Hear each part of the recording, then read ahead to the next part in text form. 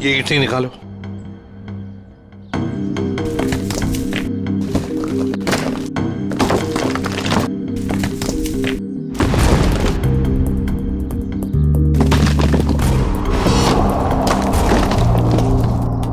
तो लगता है लाश को छुपाने की पूरी कोशिश की, लेकिन पूरी तरह से कामयाब नहीं हुआ है।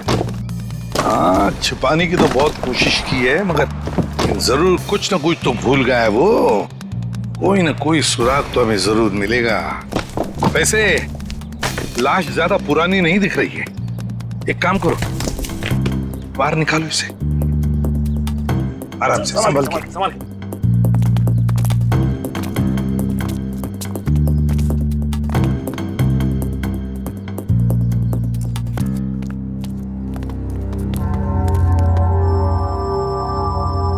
ये देखो, बड़ी बेरहमी से मारा है इसे।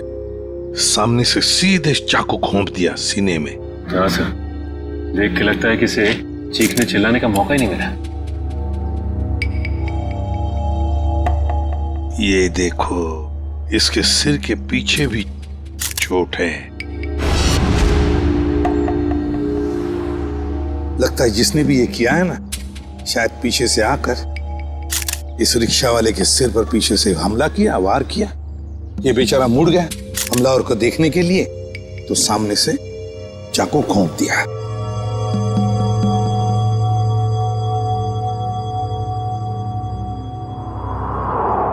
जेब में कुछ भी नहीं। लेकिन सर, कोई रिक्शा वाले को क्यों मारेगा? फ्रेडी, इस रिक्शा वाले को पैसे के लिए तो कोई नहीं मारेगा। हो सकता है इस रिक्शा वाले का किसी के साथ झगड़ा वगड़ा हुआ होगा या आपसी दुश्मनी हो, लेकिन अगर इसकी लाश यहाँ पर है, रिक्शा कहाँ पर होगी?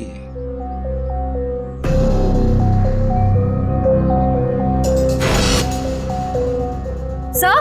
हाँ सर, ये देखिए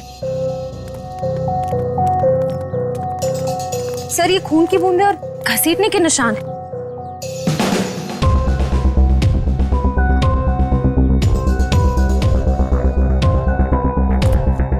ये देखो, लगता है जिसने भी ये किया है, इस रिक्शा वाले को यहां से घसीट कर वो लेकर गया वहां ईंटों में छुपाने के लिए। वो क्या है?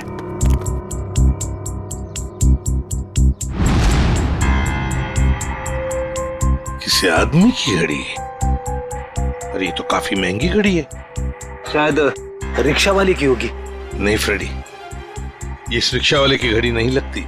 इतनी महंगी घड़ी है ये, 1,00,000-1,50,000 की तो घड़ी है ये। तो फिर सर, शायद उसी की होगी जिसने रिक्शा वाले को मारा है। वो तो ये भी सकता है कि घड़ी उस आदमी की हो जो ऑटो में बैठा था। इतनी कीमती घड़ी पहनने वाला आदमी रिक्शा में नहीं जाएगा, मुझे नहीं लगता। देखो, और भी कोई सुराग मिलना चाहिए। देखो जरा आसपास।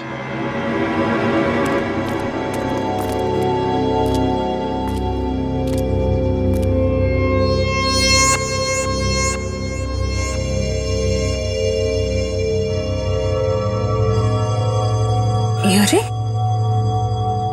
सर! कुछ मिला? हाँ सर, किसी लड़की की ये डायमंड इयररिंग मिली है, यहाँ नीचे गिरी हुई थी। इयररिंग? इसका तो एक ही मतलब हो सकता है, जब ये हादसा हुआ तब कोई लड़की यहाँ पर मौजूद थी। तो खून लड़की ने किया? सचिन, पता नहीं खून किसने किया, लड़की ने या और किसी ने, लेकिन एक बात तो जरूर है कि ये लड़की उस रिक्शा वाले के साथ मौजूद थी। सर, हो सकता है ये लड़की उस ऑटो वाले की सवारी थी। लेकिन लड़की यहाँ ऐसी जगह क्या करने आई थी? कुछ ना कुछ तो और ही चक्कर है। जो भी हो, उस हादसे में जरूर हाथापाई हुई होगी, जिसकी वजह से वहां पर वो घड़ी मिली और अब ये इयररिंग। ये केस तो बहुत पेचीदा हो गया। इतने सारे सवाल लेकिन जवाब इतने कम। सारे सवालों का जवाब इसी बिल्डिंग में है। इस बिल्डिंग को अच्छी तरह से छान मारते हैं। Let's go.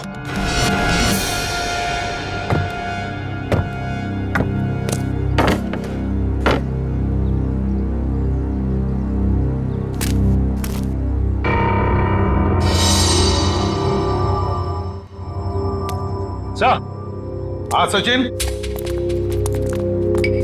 क्या हुआ? ये देखिए सर, सीढ़ियों पे खून की बूंदें। हाँ, ये देखो। सर ये तो बहुत ही अजीब बात है, लाश वहां पर और खून की बूंदें यहाँ। मुझे तो कुछ और ही आ रहा है दिमाग में। कहीं और एक लाश तो नहीं इस बिल्डिंग में? ऊपर चलकर देखते हैं, देखते ये खून के धब्बे कहां तक है।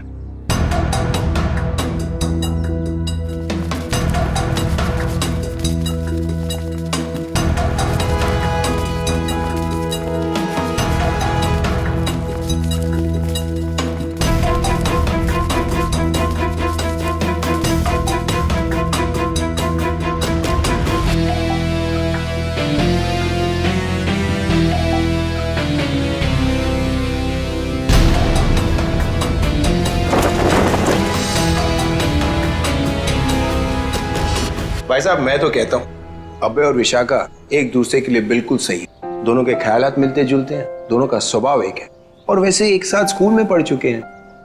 बेटा, तुमने हमें बताया नहीं कि तुम अभय को पहले से जानती हो? नहीं पापा, अभय मेरी क्लास में नहीं थे। वो क्या है ना अंकल, हम दोनों की क्लासेस सेम थी पर सेक्शन अलग अलग थे। आप सेक्शन ए में थी और मैं सेक्शन सी में था। बात यह है ना जी, अभय के लिए एक से बढ़कर एक खानदान से रिश्ते आ रहे हैं, लेकिन इससे मना कर दिया है। स्कूल के वक्त से ये आपकी बेटी से प्यार करता है, लेकिन कह नहीं पाया, इसलिए आज मुझे आना पड़ा कहने के लिए। पापा प्लीज, आप मुझे एम्बैरेस कर रहे हैं। नैना और अनुष्का कैसे हैं? स्कूल टाइम से तुम्हारे बेस्ट फ्रेंड हुआ करते थे वो लोग। हाँ, नैना भी बेंगलोर में जॉब कर रही है और अनुष्का की रिसेंटली शादी हो गई है मसूरी में। सुना है बहुत ही खूबसूरत जगह है वो। जी। वैसे तो साउथ अफ्रीका भी बहुत ही सुंदर जगह है। 25 साल पहले हमने हमारे हीरो का बिजनेस वहां शुरू किया था और आज यहाँ तक ले आए उसे। आप लोग बैठिए, मैं आप लोगों के लिए चाय वगैरह लेकर आती हूँ। आप लोग बैठिए, हम आते हैं।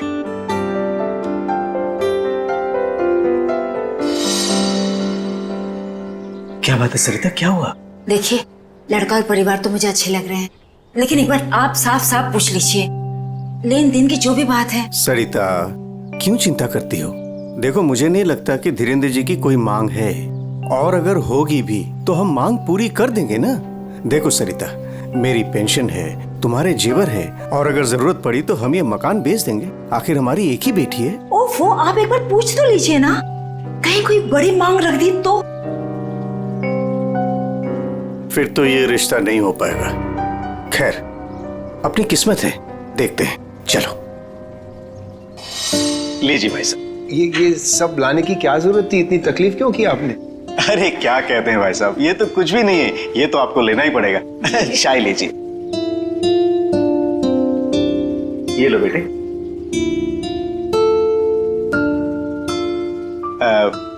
भाई साहब, अगर आप बुरा न माने तो कुछ देर हम लोग बाहर चल के आपस में बात कर लेते हैं। अरे इतने में बच्चे भी एक दूसरे से बात कर लेंगे। अरे ये तो बहुत अच्छी बात है, चलिए।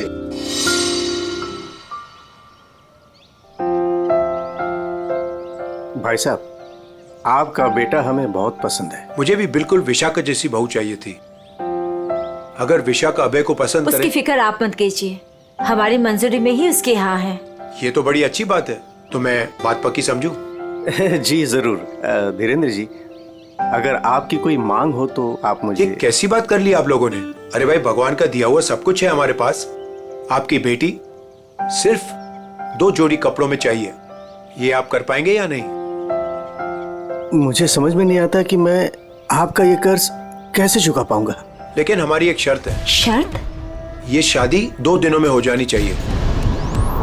2 दिनों में शादी की तैयारियां हम कैसे कर सकते हैं? देखिए, ये हमारी एक ही बेटी है, हम चाहते हैं कि उसकी शादी बड़े धूमधाम से हो, इसलिए थोड़ा अगर आप हमें वक्त दे दे तो। देखिए भाई साहब, मैं आपकी बात समझता हूँ, लेकिन 3 दिनों के अंदर मुझे साउथ अफ्रीका पहुंचना है।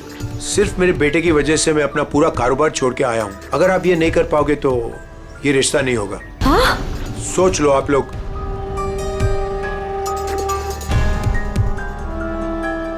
ठीक है भाई साहब, ये शादी परसों ही होगी। ये तो बहुत अच्छी बात है, मुबारक हो। देखिए, आप शादी की तैयारियां कीजिए, पैसे की चिंता न कीजिए, वो हम करेंगे। जी।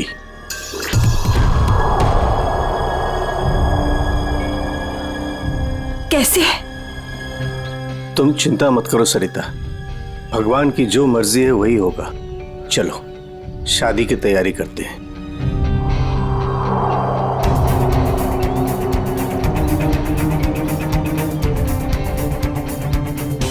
पता नहीं मुझे ये सब ठीक क्यों नहीं लग रहा है। शादी ब्याह जैसी चीज जल्दबाजी में करना, कहीं हम गलत निर्णय तो नहीं ले रहे?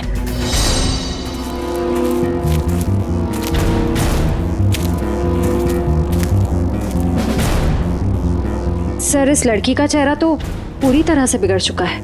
इसकी पहचान करना बहुत मुश्किल होगा। तो सर, लड़की के पास से ना ही कोई आइडेंटिफिकेशन मिला है, ना ही कोई मोबाइल। तो लाश को देख के लगता है कि इसकी और उस ऑटो ड्राइवर की मौत लगभग एक ही वक्त हुई है सर।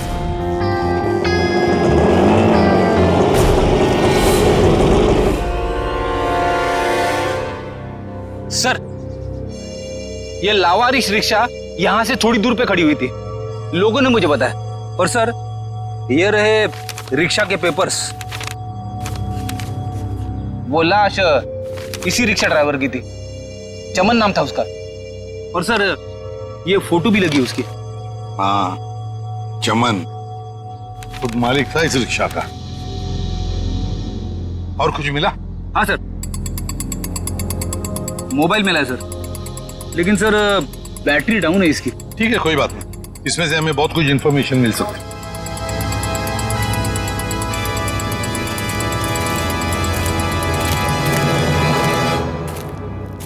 वॉचमैन होना यहाँ के। कैसी ड्यूटी करते हो? दो खून हुए यहाँ पर। साहब जी, ये सब कैसे हुआ? मुझे नहीं पता चला। चुप, नाटक बंद। जरा याद करके बताओ, क्या कोई आया था यहाँ पर इस रिक्शा में से? कोई नहीं आया था इस रिक्शा से। ये कैसे हो सकता है? हाँ? कोई बिल्डिंग से ऑटो दूर क्यों खड़ा करेगा? बताओ कौन आया था? हाँ साहब जी, याद आया, जब मैं खाना खाने गया था ना, जरूर कोई आया होगा। झूठी करते हो।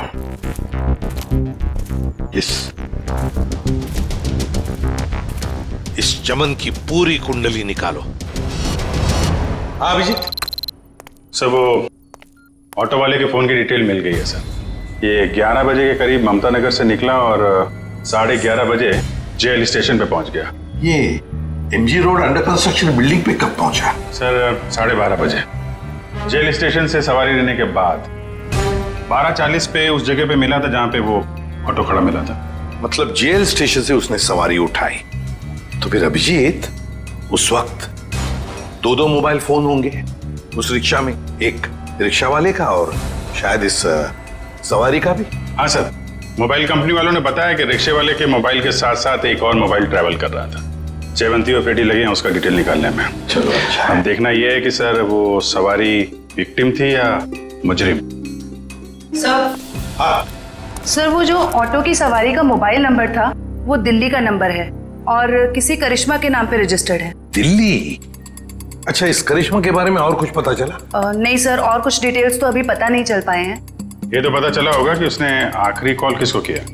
किसी लैंडलाइन नंबर पे किया था आखिरी कॉल। पोपटवाड़ी का कोई उदय कुमार है। पोपटवाड़ी उदय कुमार। पंकज, काम करो, इस दिल्ली वाली करिश्मा के सारे डिटेल निकाल, पूरे के पूरे डिटेल। और अभिजीत, इस पोपटवाड़ी के उदय से मिल लेते हैं, पता तो चले ऐसी भी क्या बातें हो रही थी करिश्मा और उसके बीच में। इसका चेहरा तो बहुत बुरी तरह से बिगड़ गया है, एकदम तहस नहस हो गया है। सर, इनके फेस को हम रिकंस्ट्रक्ट नहीं करवा सकते? बहुत मुश्किल काम है तारिका, बहुत वक्त लगेगा। हाँ, लेकिन एक बात जरूर पता चल गई। ये पता चल गई कि ये काम क्या करती थी। क्या काम? तारिका, ये लड़की एक नर्स थी। नर्स? ये देखो, ये देख रहे हो, ये इसकी उंगलियों पर और ये अंगूठे पर ये कॉल। ये निशान तो ज्यादातर उन्हीं लोगों के हाथों में होता है ना जो दूसरों को इंजेक्शन देते हैं। एग्जैक्टली तारिका। अब मुझे लगता है ये खून या तो किसी बदले की भावना से किया गया है या फिर कोई प्यार व्यार का चक्कर? प्यार व्यार का चक्कर? तुमको ऐसा लगता है तो तुम फोरेंसिक आते ही क्यों? तुम अब से मत आया करो हमारे लैब में प्लीज। ना अरे ये क्या? हाँ। और अभिजीत, तुम्हारे और मेरे बीच में जो भी था ना वो खत्म। प्यार का चक्कर। सर, यहाँ पे तो शादी की तैयारियां चल रही है, पूछताछ कैसे करेंगे? वही तो, लेकिन एक बात याद रखना, ऐसे माहौल में जरा समझदारी से काम लेते हैं, किसी को ठेस नहीं पहुंचनी चाहिए, है ना? अरे आइए आइए, आप लोग लड़के वालों की तरफ से? देखिए, हम लोग मेहमान नहीं हैं, हम लोग सीआईडी से आए हैं। सीआईडी? यहाँ सब कुछ ठीक तो है ना? देखिए, आप फिक्र मत कीजिए, हमें पता है आपके घर में शादी का रस्म चल रहा है, लेकिन देखिए बात को ज्यादा नहीं है, सिर्फ 2 मिनट की बात है। एक बात बताइए, कल लैंडलाइन पे कोई अनजान फोन आया था आपको? हाँ, मेरी बेटी विशाखा ने फोन उठाया था। जरा बुलाइए ना विशाखा को। विशाखा बेटी, 1 मिनट इधर आना। हाँ जी, 1 मिनट। जी पापा। बेटे ये। हाय विशाखा, शादी मुबारक हो। Thank you.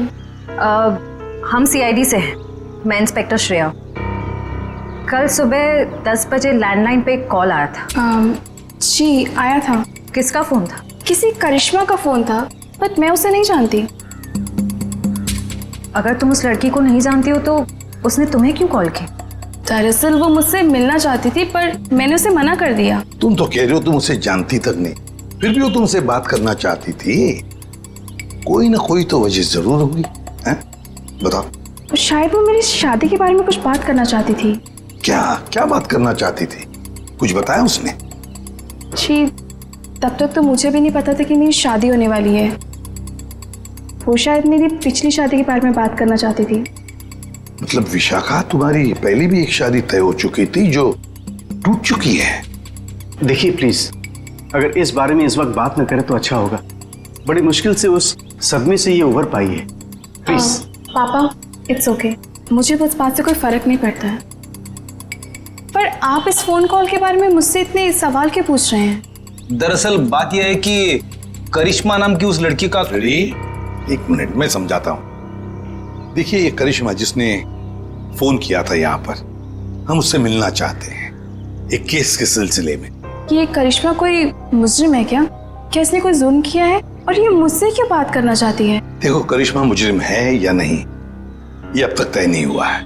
खैर छोड़ो, आप लोग शादी की तैयारियां करो। और विशाखा, हम सब की तरफ से शादी मुबारक हो। Thank you.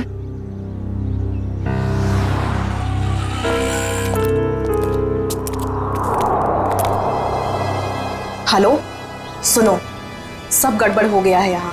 सीआईडी आ गई है। हाँ जी, क्या हाल है बॉस? फिर से बन गया चेहरा?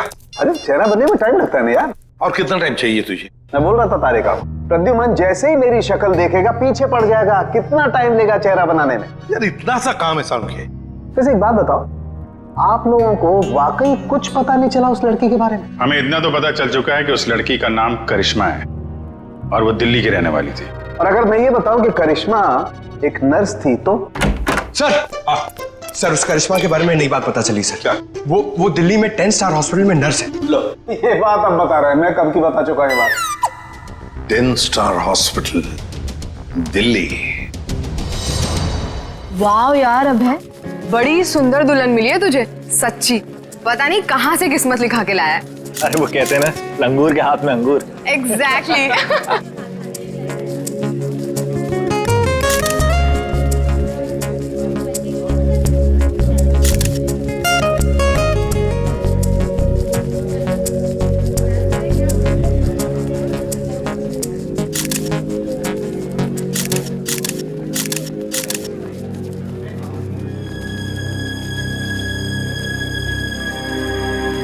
उदय जी, आप रो रहे हो? सब ठीक तो है ना? ये तो खुशी के आंसू हैं। आज अपने बेटी को दुल्हन बना जो देख पा रहा हूं मैं, इसलिए। आपसे कुछ बात करनी थी। हाँ हाँ, तो कहिए ना। यहाँ कहना ठीक नहीं होगा, जरा अंदर चलिए ना। क्यों, हमसे शादी में कुछ कमी रहेगी है क्या? नहीं नहीं नहीं नहीं, वो सब ठीक है, A1। देखिए सारे मेहमान आ रहे हैं, अगर हम यहाँ से चले गए तो कुछ परेशानी हो जाएगी। फेरे हो जाए, उसके बाद दोनों बैठ करके बातें करते हैं। देखिए मेहमानों को छोड़िए, आप अंदर चलिए, वरना ये शादी नहीं होगी।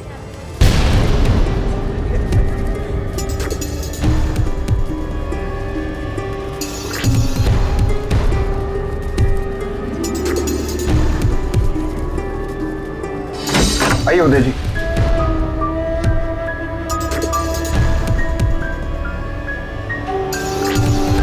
धीरेन्द्र जी, बात क्या है आप बताइए ना। देखिए मेरी परेशानी बढ़ती जा रही है। अरे भाई परेशान होने की कोई बात नहीं, एक छोटी सी रिक्वेस्ट है। कैसी रिक्वेस्ट? आपको याद है मैं आपके घर आया था आपकी बेटी को देखने, और मैंने आपको कहा था मुझे दहेज बिल्कुल नहीं चाहिए। जी मुझे अच्छी तरह से याद है, आपने कहा था कि आपको दहेज नहीं चाहिए, तो अब क्या चाहिए आपको? मैं अपनी जुबान का पक्का हूँ, कहा ना दहेज नहीं चाहिए, दहेज नहीं लूंगा। हाँ मगर आपको दहेज नहीं चाहिए तो क्या चाहिए?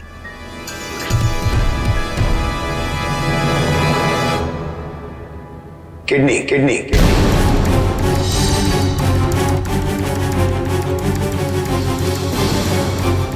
किडनी? पर किसकी? मैं शायद आपको बताना भूल गया कि मेरी तबीयत दरअसल ठीक नहीं रहती, और जल्द से जल्द अगर किडनी ट्रांसप्लांट नहीं हुआ तो मैं ज्यादा दिन नहीं बच पाऊंगा। Kidney transplant? देखिए आपकी बेटी की शादी है, और कुछ ही दिन बाद उसका ससुर यानी कि मैं मर जाए तो आपको कैसा लगेगा? पर धीरेन्द्र जी मैं अपनी किडनी कैसे, मेरा मतलब। मैंने पूरा पता लगा लिया है, हम दोनों की किडनीज मैच होती हैं। अच्छा, तो इसका मतलब ये शादी ब्याह ये सब ढोंग है। दरअसल आपको मेरी किडनी चाहिए, इसलिए आपने ये सब। अब फेरों में 2 घंटे और, बहुत समय आपके पास, सोच लीजिए। और वैसे भी हम दोनों एक परिवार का हिस्सा बनने जा रहे हैं, तो एक परिवार वाले का फर्ज बनता है दूसरे परिवार वाले की जान बचाने का।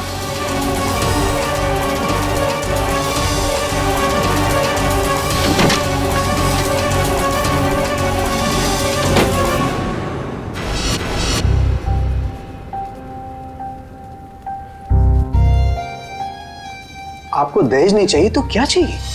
Kidney kidney kidney.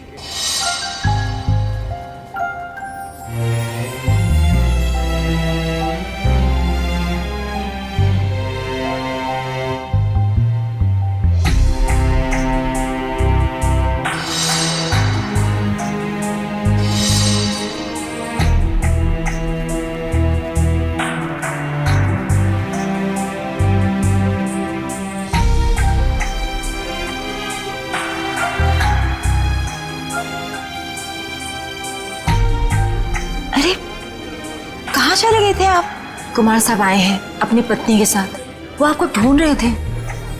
सरिता आओ मेरे साथ, 2 मिनट तुमसे बात करनी है। चलो।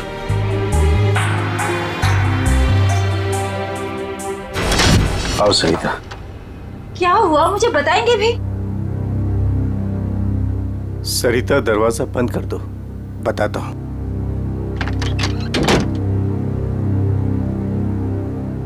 अभी तो बताइए, मुझे बहुत घबराहट हो रही है। धीरेन्द्र जी ने मुझसे कुछ मांगा है। पता था मुझे कि ये शादी दहेज लिए बिना हो ही नहीं सकती।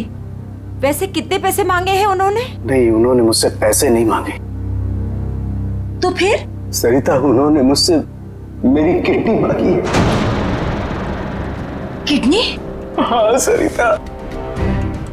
हे भगवान, इसका मतलब ये सब शादी वादी ढोंग है। वो आपकी किडनी लेना चाहते हैं? मुझे भी यही लग रहा है। ये अचानक से उनका मेरे घर आना, फिर 2 दिन में शादी, और अब ये सब कुछ। सरिता, मुझे तो इसमें बहुत बड़ी साजिश लग रही है। तो क्या अब हमारी विशाखा की शादी फिर से टूट जाएगी? अगर मैंने किडनी नहीं दी तो ऐसा ही होगा। ना सरिता, तुम मत रो।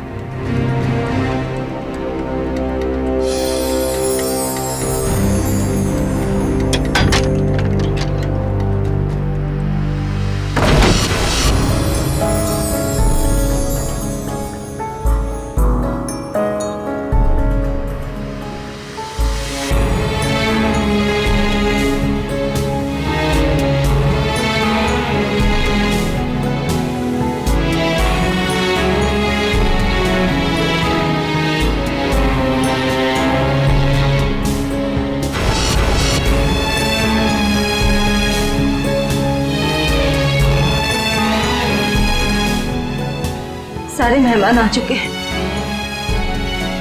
और अगर इस बार भी हमारी विशाखा की शादी नहीं हुई तो वो पूरी तरह टूट जाएगी। एक जख्म तो वो पहले ही खा चुकी है, लेकिन अब दोबारा वो बर्दाश्त नहीं कर पाएगी। मैं जानता हूं सरिता, तुम ठीक कह रही हो, इसलिए मैंने सोच लिया है मैं अपनी किडनी दूंगा। हाँ सरिता। नहीं, अगर आपने किडनी दे दी तो आपका क्या होगा? मुझे कुछ नहीं होगा सरिता। और वैसे भी इंसान के शरीर में 2 किडनियां होती है जिससे उसका शरीर चलता है, लेकिन फिर भी इंसान एक किडनी के सहारे जी सकता है। मुझे ये सब कुछ ठीक नहीं लग रहा है। अगर कुछ ऊंच नीच हो गई तो मैं आपको खोना नहीं चाहती हूँ। नहीं सरिता, मुझे कुछ नहीं होगा, और अगर मुझे कुछ हो भी गया तो कम से कम मेरी आत्मा को ये सोचकर संतुष्टि तो मिलेगी ना कि मैंने अपनी बच्ची की खातिर उसके पैदाइश से लेकर के उसकी शादी तक सब कुछ किया। प्लीज।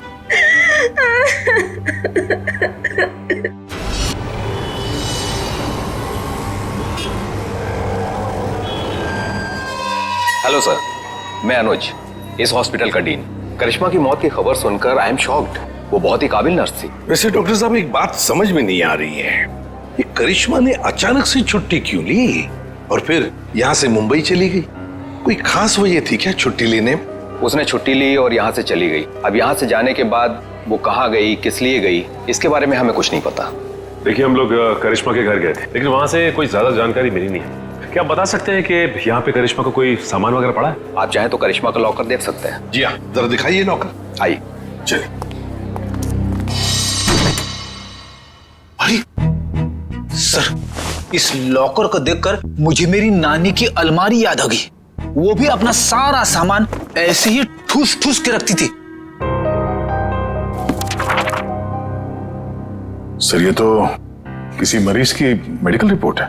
किसकी फाइल है ये? दे उदय कुमार। उदय? विशाखा के पिताजी उदय कुमार? कमाल है, इस फाइल को तो हॉस्पिटल के रिकॉर्ड रूम में होना चाहिए। ये करिश्मा के लॉकर में कैसे? मतलब ये करिश्मा उदय जी और उसके परिवार वालों को जानती थी? वो परिवार वाले तो बता रहे थे कि वो करिश्मा को जानते ही नहीं। जरा बताइए किस चीज का इलाज चल रहा था उदय का?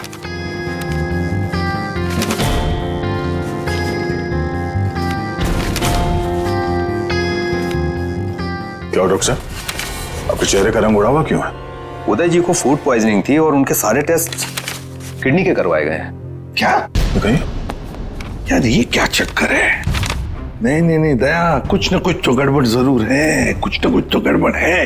अच्छा डॉक्टर साहब, इस करिश्मा का बर्ताव कुछ अजीब लगा आपको? मतलब कुछ गड़बड़ लगा आपको कभी? नहीं, ऐसा तो कुछ भी नहीं लगा। सर, ये देखिए। माय गॉड, तो ये बात है। क्या बात है उदय? अरे डॉक्टर चंद्रप्रकाश, आओ बैठो बैठो। ये अचानक क्या बात करना चाहते हो तुम मुझसे? और भाभी जी क्यों रो रही हैं? शादी में कोई मदद वगैरह चाहिए? डॉक्टर, शादी की कोई बात है ही नहीं। अच्छा, तुम ये फाइल मेरी देखो ना, मेरी मेडिकल फाइल। ये फाइल चेक करके बताओ कि क्या मैं अपनी एक किडनी डोनेट कर सकता हूँ? उदय, तुम्हारी बेटी की शादी हो रही है और इस वक्त तुम्हें ये सवाल सूझ रहा है? डॉक्टर, शादी न रुके इसलिए तो मैं ये बात पूछ रहा हूँ तुमसे। बताओ ना। क्या मतलब है? मतलब मैं बाद में तुम्हें समझाऊंगा। तुम पहले मुझे ये बताओ कि मैं एक किडनी के सहारे जी सकता हूँ या नहीं। बताओ डॉक्टर, मुझे प्लीज बताओ ना।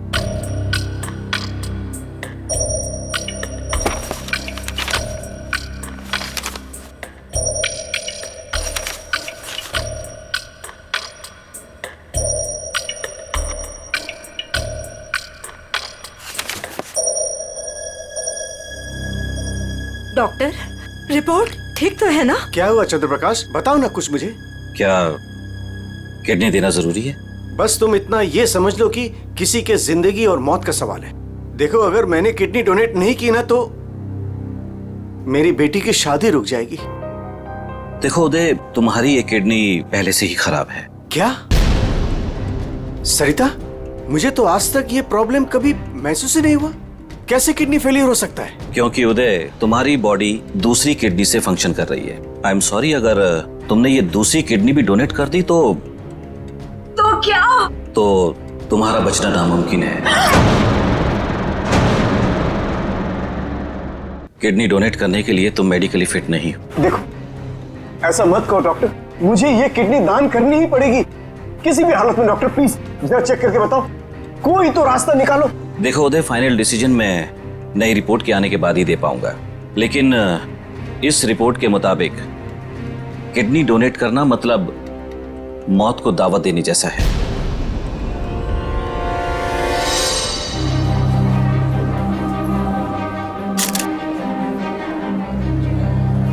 आओ। क्या हुआ माँ? आप परेशान लग रही हैं। नहीं, ऐसी कोई बात नहीं, फेरे का समय हो गया है। आओ।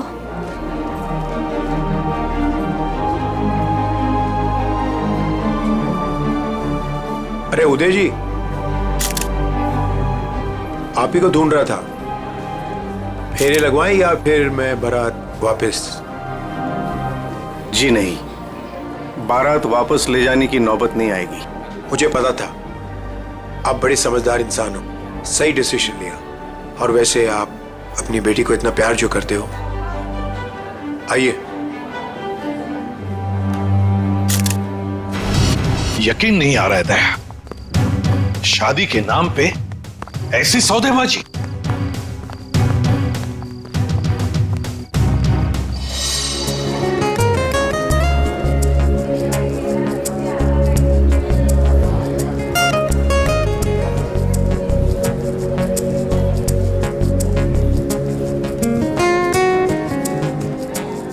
रुक जाइए। सरिता जी। जी। उदय जी कहाँ है? वो तो यही। कहाँ है उदय जी? यही तो थे, कहाँ चले गए? आप लोग यहाँ फिर से, क्या हुआ? हमारा उदय जी से बात करना बहुत जरूरी है, जरा बुलाइए उन्हें। उदय जी। उदय जी। कहाँ गए उदय जी? बुलाइए।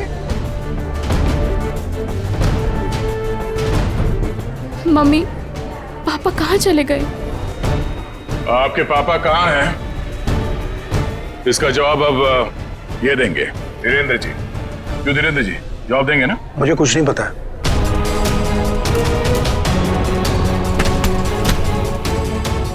नहीं पता तो सड़क कहाँ है आप? सर, मैंने कुछ नहीं किया सर, मैं तो इनका असली बेटा भी नहीं हूँ सर। मेरे पति को इन लोगों ने गायब करवाया होगा और किडनी के लिए ये लोग शादी तोड़ने की धमकी दे रहे थे। मॉम, आपने बात मुझे पहले क्यों नहीं बताई? आपके और पापा से बढ़कर मेरे लिए कुछ नहीं है। शर्म आनी चाहिए तुम्हें। शादी जैसे पवित्र बंधन की आड़ ऐसा घिनौना अपराध करते हुए। सर मैं मानता हूँ, इसी प्लान के जरिए मैंने किडनियों का व्यापार किया। क्या? शायद इसीलिए उन गुनाहों की सजा है कि मेरी खुद की किडनी बेकार हो गई। लेकिन इस बार सर, मैं खुद की जान बचाने के लिए कर रहा था। इसके लिए किसी और की जान चली जाए? अब बताओ, करिश्मा को क्यों मारा? सर मैंने करिश्मा को नहीं मारा, बल्कि वो तो मेरी मदद करती थी मरीज ढूंढने में। सर इस बार मैंने गैंग वालों को बताया बिगैर एक किडनी गायब कर दी। उसी बात को लेकर वो मुझे ब्लैकमेल कर रही थी कि वो बाकी गैंग वालों को और विशाखा को ये बात बता देगी। इसीलिए तुमने करिश्मा को मारा है? इसीलिए? नहीं सर, मेरा यकीन मानो, मैंने उसे नहीं मारा। मुझे लगता है कि सर, उसके मौत के पीछे मेरे बाकी गैंग वालों का हाथ है। कौन है तुम्हारे साथी?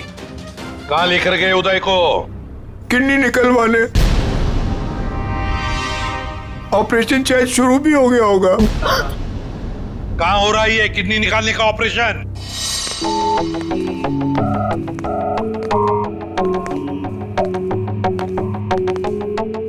चल डॉक्टर, ऑपरेशन शुरू कर। देखो, तुम जो ये कर रहे हो ना, ठीक नहीं कर रहे हो। बकवास बंद कर और अपना काम कर जल्दी।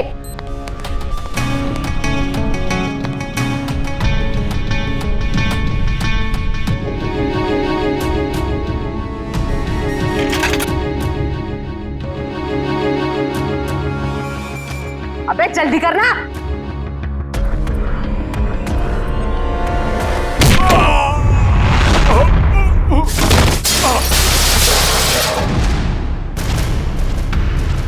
कौन है वहां? कौन है?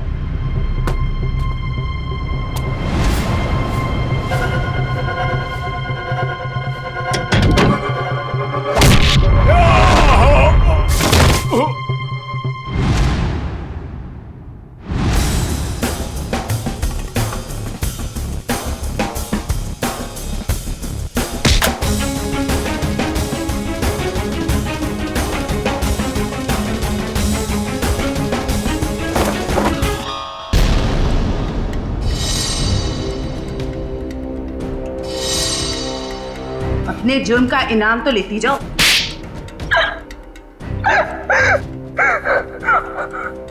ये सारा षड्यंत्र हमने सिर्फ लोगों की किडनियां हथियाने के लिए किया है। ये सब पता है हमें। ये बताओ करिश्मा को क्यों मारा तुम? क्योंकि करिश्मा हमें धोखा दे रही थी। लेकिन तुमने करिश्मा का खून किया, ये बात तुमने धीरेन्द्र से क्यों छुपाई?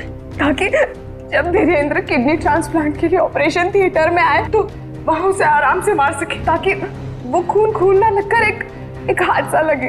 और उदय की किडनी तुम ऊंचे दाम में बेचना चाहती थी, क्योंकि उदय का blood group Bombay blood group है, एक रेयर ब्लड ग्रुप है ना। यही प्लान था सर, लेकिन आप सीआईडी वालों की वजह से वो सब चौपट हो गया। करिश्मा का खून और कितने सारे मासूम लोगों की किडनियों की चोरी, तुम्हें तो फांसी ही होगी। इतना काफी है तुम्हें फांसी के फंदे तक पहुंचाने के लिए। जयवंती, ले जाओ इसे। सर।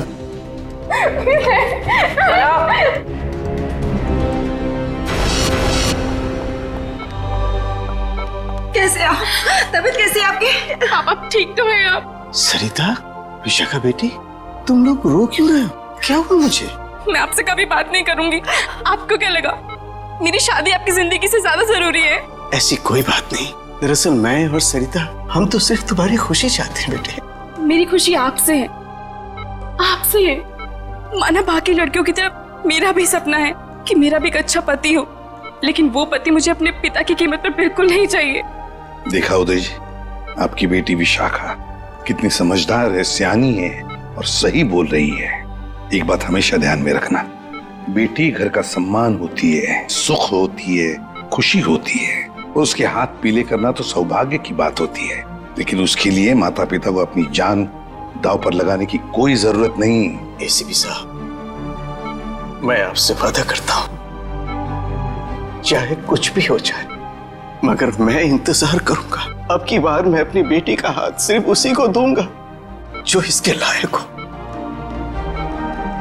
आप सबका बहुत बहुत शुक्रिया बेटी। Thank you very much.